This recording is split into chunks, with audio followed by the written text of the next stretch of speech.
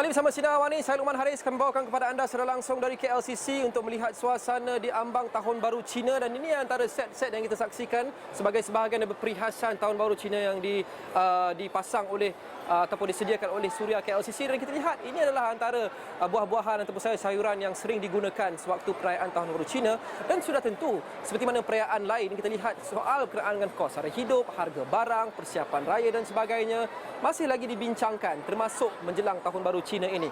Buah oren pun harganya bagaimana sekarang ini.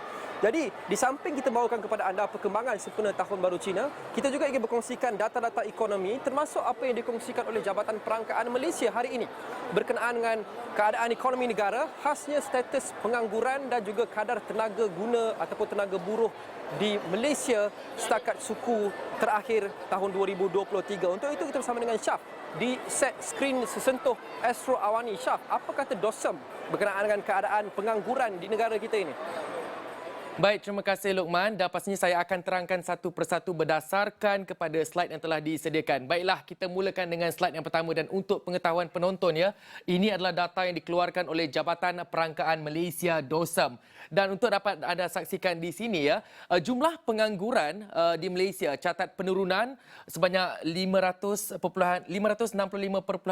ribu, di mana menyaksikan penurunan pada suku tahun keempat 2023 dengan kadar pengangguran turun dengan peratusan 3.3% di sini. Bagaimanapun kadar pengangguran bagi bulan Disember 2023 kekal 3.3%, sama seperti bulan sebelumnya tahun yang sama November 2023.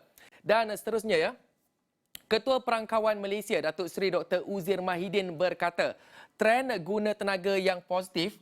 Maaf, kita beralih ke slide yang kedua terlebih dahulu ya. Baik, Datuk Seri Dr. Muhammad Uzir Mahidin berkata, trend guna tenaga yang positif dilihat pada bulan terakhir 2023 seperti anda dapat saksikan di sini, didorong pertumbuhan berterusan dalam aktiviti ekonomi dan sosial.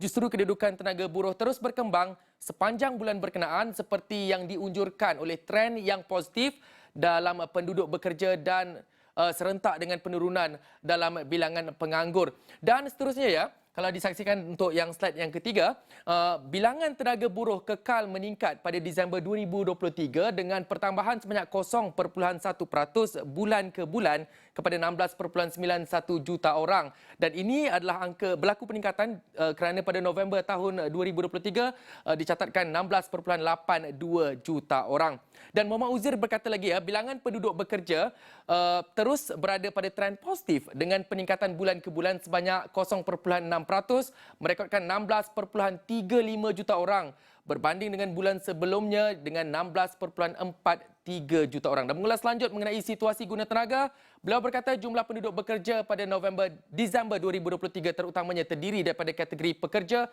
sebanyak 75.05%, dan ini adalah peratusan kepada penduduk bekerja mengikut taraf pekerjaan yang dikeluarkan oleh DOSM. Dan kita beralih ke slide yang berikutnya ya.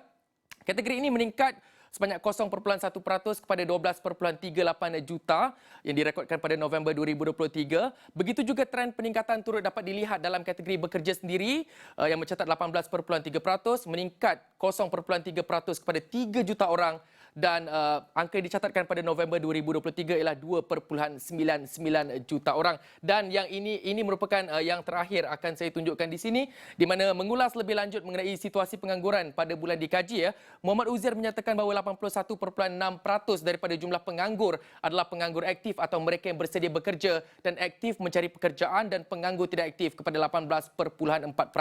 Dan kategori ini berkurang sebanyak 0.2% kepada 453.600 orang, dan angka dicatatkan pada November 2023 ialah 454.500 orang dalam kalangan penganggur aktif, dan mereka yang menganggur kurang daripada 3 bulan merangkumi 61.8%, manakala mereka yang berada dalam pengangguran jangka panjang melebihi setahun adalah 6.4%.